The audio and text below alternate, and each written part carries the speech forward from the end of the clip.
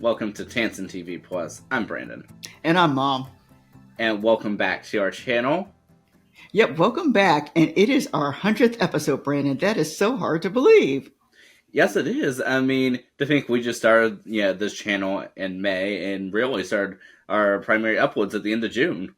I know. We thank everyone who came and is with us today as we talk about a movie because it is Monday. Yes, we are very excited for this movie Monday. And Mom, which one is this?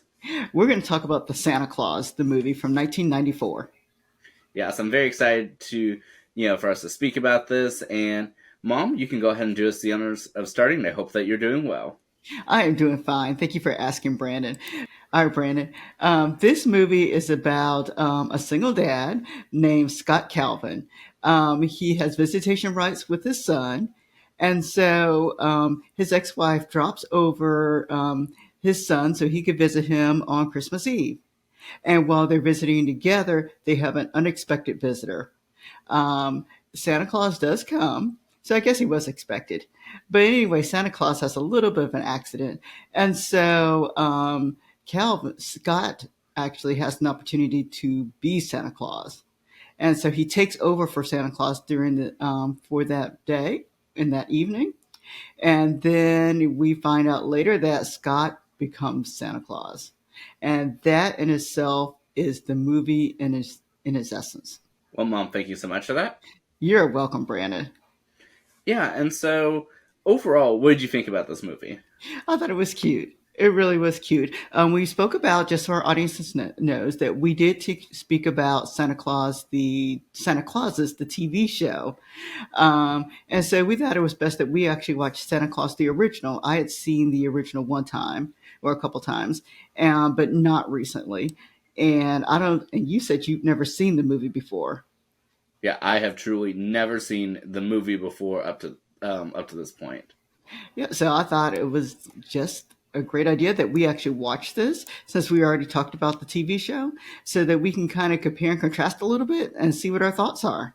Yeah, and overall, like I said, I definitely enjoyed it from my first time, and I just it gave me a real appreciation for the franchise and for the show that we just spoke about. Yeah, it did. It did. And I thought they did a wonderful job. They, meaning the TV show, did a good job of continuing what was started from the original. Yes, and there were a few different points, that I saw within this movie that I knew sort of carried over to the show. For instance, the way that Santa Claus fell, the significance of the snow globe, even like the animation, and the way that Scott, aka Santa, interacts with some of the characters. Yeah, and I noticed quite a bit of that too, Brandon. I know we talked off camera in regards to the snow globe itself, and we did talk about the fall that that Santa did have. We talked about one of the characters in there, a child that was in both the movies and then was represented on the TV show itself also. And so the integration was really great. Yeah, it really was. And overall, I think one of the things that I really enjoyed about this movie is that, I think that it's just a pure sort of joy that comes with it. That, of course, you see some things like physical comedy and sort of the meaning Christmas. But I just thought it was just a really, nicely done movie. But overall, about like you were saying, a dad trying to reconnect with his son, and that they were able to share a bond to got them reconnected. And overall, nobody believes how exactly they bonded because usually you take your kid out to the park to the soccer game, not necessarily to the North Pole. Yes, yes, yes. His bonding occurred while they were on the sleigh together. But yeah, so it's definitely really interesting, and especially considering early on when Charlie was dropped, Scott's child was dropped off to his house, he really did not want to be with his dad, but yet, right after this, truly, he didn't want to be separated from him. Yes, yes. So it was a nice way of kind of creating of a movie that kind of, like you said, showed the bond between father and son. But yeah, and Mom, what do you think about the other set of parents with the ex-wife Laura and Neil or Doctor Neil? Well, I thought they were kind of interesting. I think they had the best. They um, they wanted the best for Charlie. How they went about it may not have been necessarily always been the best way, but they wanted the best for Charlie. And you could tell that in the movie.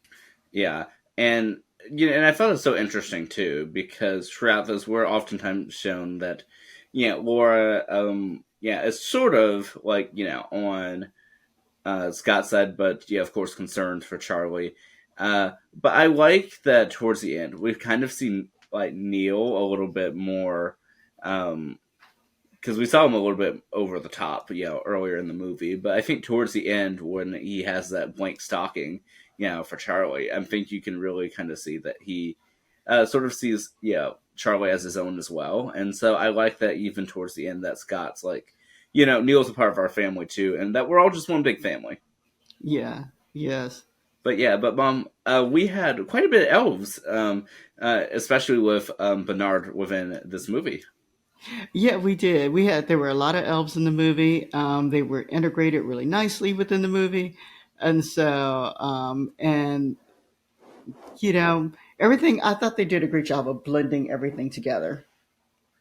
Yeah, I mean, I really enjoyed it, and and I sort of like seeing, I said, Bernard, just sort of, existing here, and just sort of working around the corners, like just casually in the kitchen, during all the drama towards the end of the movie. I mean, I like that he just can sort of appear. He has a presence to him, um, and that he likes Charlie and sort of annoys Scott.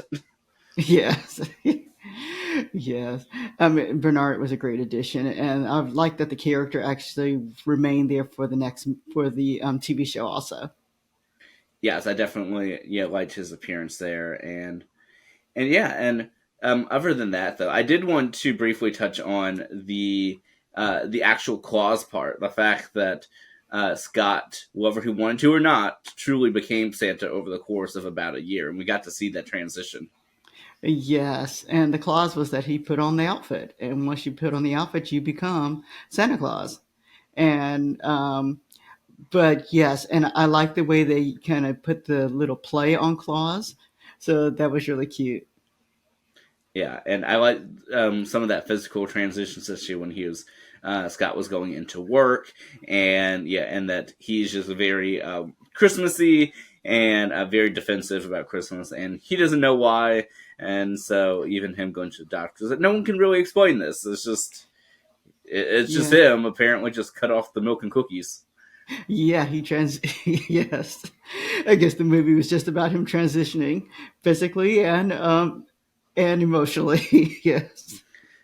But yes, and so like I said, I overall really enjoyed this movie, and of course we have an obvious connection and a not as obvious connection.